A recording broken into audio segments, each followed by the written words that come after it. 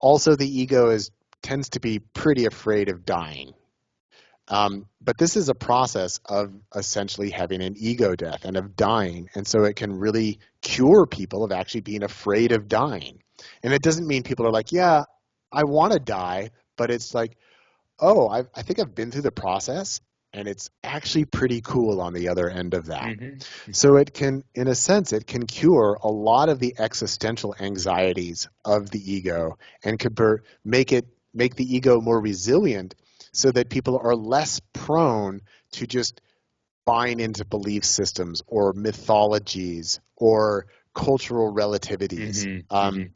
And then you are less susceptible to being manipulated by religion or by culture or by politics. So it actually creates a more resilient individual. So I do think that there's lots of therapeutic potential there. Yeah. And because it can release trauma and depression and anxiety and things like that, that it's something that a lot of research institutes are now looking at because it might do it in a profound way that's easier to work with than, say, a 6-hour mushroom journey. Like, well, you can be in and out with 5-MeO in 30 minutes.